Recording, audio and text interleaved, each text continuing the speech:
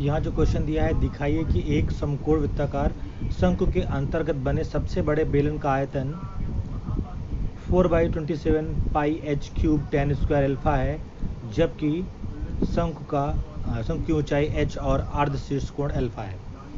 तो यहाँ पे हम लोग ये क्वेश्चन सॉल्व करेंगे। तो यहाँ हमको क्या क्या दिया हुआ है, ऊंचाई h दी हुई है और हाफ जो वर्टेक्स एंगल है यानी अर्ध शीर्ष कोण दिया हुआ है वो अल्फा दिया हुआ है। अब हम फिगर देख लेते हैं। फिगर में ये हमको ए बी सी दिया हुआ है, एक शंकु दिया हुआ है जिसके अंदर एक बेलन बना हुआ है पी क्यू आर एस, और यहाँ पे जो पोर्शन है ये ओ डैश है और ये ओ है। ये हाफ एंगल अल्फा दिया हुआ है, हाइट h दी हुई है। यहाँ हम मानेंगे कि ये जो हमारे जो बेलन है इसकी त्रिज्या x है, ये हम लोग मानेंगे। ठीक है, तो यहाँ देखते हैं कि AOH है और एंगल BAO यानी ये एंगल BAO, तो ये एंगल अल्फा है, ये भी अल्फा है। ठीक है, तो अब यह हमने क्या मान लिया है, बेलन की त्रिज्या x है। तो अगर हम इस त्रिभुज में आ जाएं, APO डैश, ये छोटा वाला ट्रायंगल बना है APO डैश है, ये एंगल अल्फा दिया हुआ है। तो अगर यहाँ हम कॉट अल्फा निकालें, कॉट अल्फा क्या होता है, आधार बटे लंब, आधार बटे लंब। अल्फा के लिए देख रहे होंगे क्योंकि अल्फा के लिए आधार हमारा AO डैश है और लंब है PO डैश, तो ये हो जाएगा आधार बटे लंब। यानी अगर यहाँ कहें तो हो जाएगा AO डैश बटे x बराबर हो जाएगा कॉट अल्फा। तो इससे x की वैल्यू हम निकाल सकते हैं, AO डैश की वैल्यू निकाल सकते हैं, तो वो निकल के आ जाएगी x कॉट अल्फा। तो कॉट अल्फा की वैल्यू है AO डैश बटे x, तो AO डैश की वैल्यू हो जाएगी x कॉट अल्फा। यहाँ पे अगर हम पूरे चित्र में देखें कि OO डैश जो है, OO डैश जो है, ये हाइट किसकी है, ये बेलन की ऊंचाई है। ठीक है, तो सॉरी हाँ, तो अब बेलन की ऊंचाई हो गई OO डैश और टोटल ऊंचाई कितनी है h। तो h में जब हम AO डैश को माइनस कर देंगे, इस पोर्शन को माइनस कर देंगे, इस पूरी हाइट जो h दी हुई है इसमें AO डैश को माइनस कर देंगे, तो AO डैश को माइनस कर देंगे तो हमारी बेलन की ऊंचाई निकल आएगी OO डैश। OO डैश हमारी बेलन की ऊंचाई है, तो h minus x cot alpha कर देंगे तो हमारे बेलन की ऊंचाई निकल आई। अब यहाँ सोचने वाली बात जो है कि बेलन का आयतन क्या होता है, तो बेलन का आयतन होता है पाई आर स्क्वायर h, पाई, और तो यहाँ बेलन की त्रिज्या कितनी है x, तो pi x square h minus x cot alpha, क्योंकि जो बेलन की ऊंचाई है वो ओ डैश है और ओ डैश की लंबाई हम निकाल चुके हैं h minus x cot alpha. तो इस तरीके से हमको मिल गया है v equal to pi x square h minus x cot alpha. Multiply कर लेते हैं, x को अंदर भेज देते हैं तो x स्क्वायर h हो जाएगा, माइनस में x क्यूब कॉट अल्फा हो जाएगा। अब यहाँ एक इम्पॉर्टेंट बात ये, यहाँ हमको गिवन क्या है, गिवन हमारे पास h है और हाफ जो एंगल अल्फा दिया हुआ है। तो अब इसमें सबसे बड़ी बात क्या है, हमको आयतन के लिए सबसे बड़े बेलन का आयतन बोला गया है। तो अब बात यहाँ पे आ रही है कि हमको आयतन को मैक्सिमाइज करना है, v के लिए हम लोग मैक्सिमम वैल्यू के लिए जा रहे होंगे। ठीक है, तो अब क्या करेंगे, इसका अवकलन करेंगे, dv/dx कर रहे होंगे। ठीक है, तो h की गिवन है, h भी गिवन है और अल्फा भी गिवन है, ये दोनों हमारे लिए कांस्टेंट का काम करेंगे, तो इनके सापेक्ष अवकलन नहीं होगा। ठीक है, तो हमको आयतन महत्तम करने के लिए, मैक्सिमम करने के लिए d/dx को 0 करेंगे, और ये साथ में ये भी जरूरी है कि d2v/dx2 निकालें तो वो निगेटिव आए। तो यहाँ जब हम v का x के सापेक्ष अवकलन कर लेते हैं, ठीक है, ये समीकरण हमारा 1 है, तो क्या आ रहा है,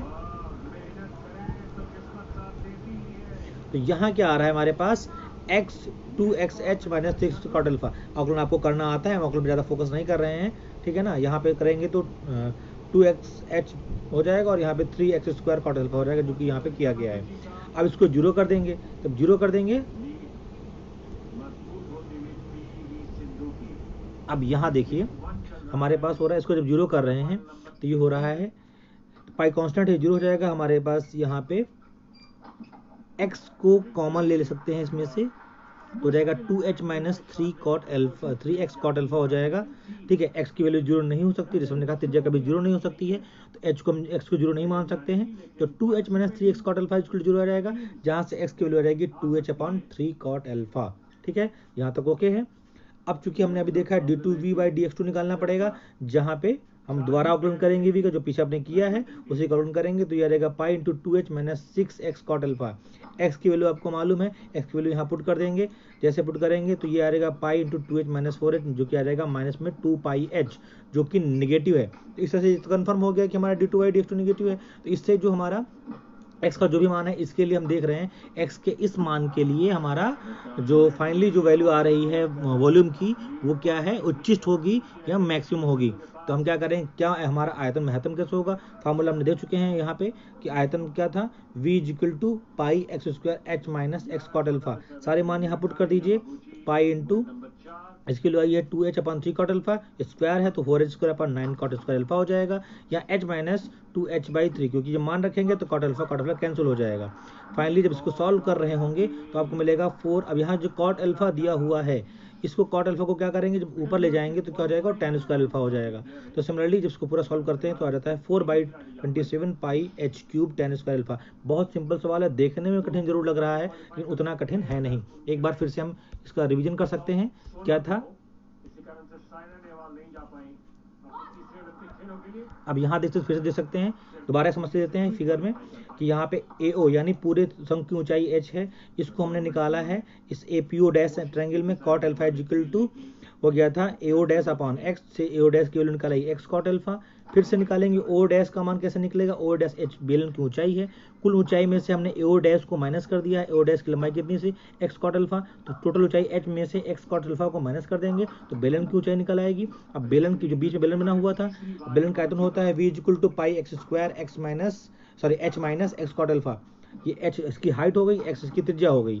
तो अब क्या हो जाएगा, हम क्या x को मल्टीप्लाई कर लेंगे, तो अब क्या करेंगे x के सापेक्ष अवकलन करेंगे तो हमको मिल जाएगा x pi 2xh minus 3x square cot alpha. तो यहाँ तक तो सिंपल अवकलन करना आता है, तो इसको जीरो पुट करेंगे। जब जीरो पुट करेंगे तो हम लोग तो अब जब यहाँ इसको जीरो पुट करेंगे तो इसको सॉल्व करने पर x को जीरो नहीं करेंगे, x को कॉमन लेंगे, पहले कॉमन लेंगे, कॉमन लेने के बाद हमको ये मिल जाएगा portion 2h minus 3x cot alpha. तो यहाँ से x की वैल्यू आ जाएगी 2h/3 कॉट अल्फा।